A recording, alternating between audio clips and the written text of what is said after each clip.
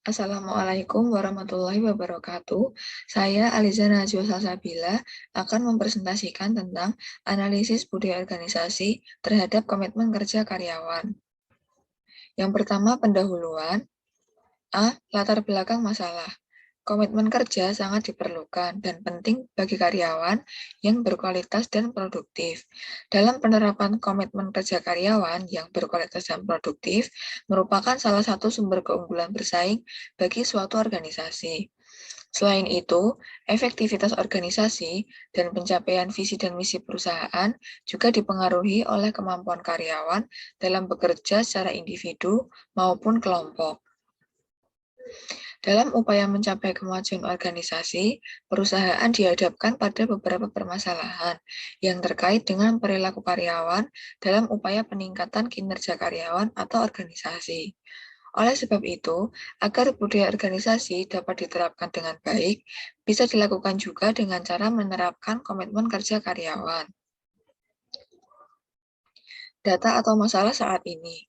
Di bawah ini adalah contoh data jam kerja karyawan yang ada saat ini. Berikut menunjukkan jam kerja karyawan PT PLN Persero Rayon Denpasar.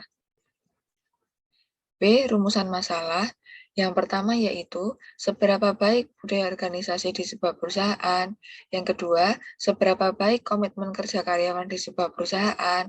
Yang ketiga, seberapa besarkah pengaruh budaya organisasi terhadap komitmen kerja karyawan di sebuah perusahaan. C. Tujuan penulisan. Tujuan yang ingin dicapai dalam penelitian yang akan dilaksanakan ini adalah sebagai berikut. 1. Untuk menganalisis budaya organisasi di sebuah perusahaan. 2.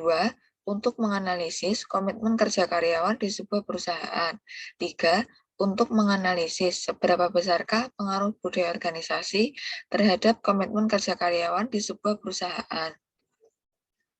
Kemudian yang kedua, tinjauan pustaka.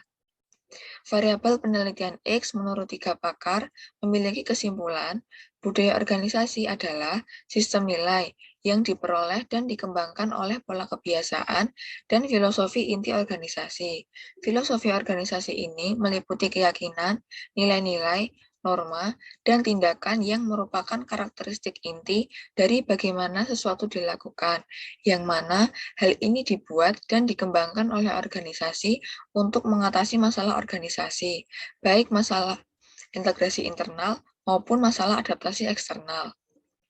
Selanjutnya, variabel penelitian Y menurut 3 pakar memiliki kesimpulan komitmen organisasi adalah hal psikologis yang mempengaruhi hubungan antara karyawan dan organisasi, sejauh mana karyawan menyukai organisasi dan berkeinginan untuk mempertahankan keanggotaan dalam organisasi, serta sejauh mana karyawan berkomitmen untuk organisasi dan diri yang relevan. Kemudian, indikator atau pengukuran variabel menurut 3 pakar.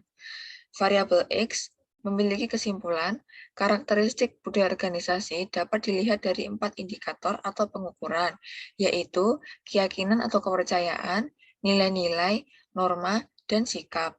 Variabel Y menurut 3 pakar yakni komitmen kerja memiliki indikator hal-hal sebagai berikut.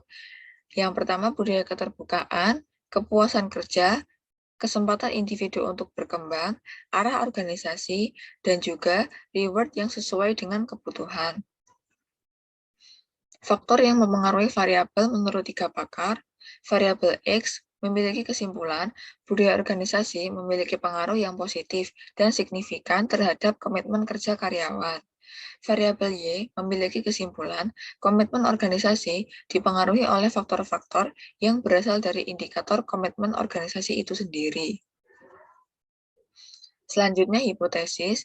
Hipotesis yang pertama, yakni hipotesis 0 atau H0. Tidak ada pengaruh antara variabel budaya organisasi dengan variabel komitmen kerja karyawan.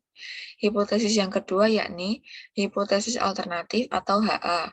Ada pengaruh antara variabel budaya organisasi dengan variabel komitmen kerja karyawan.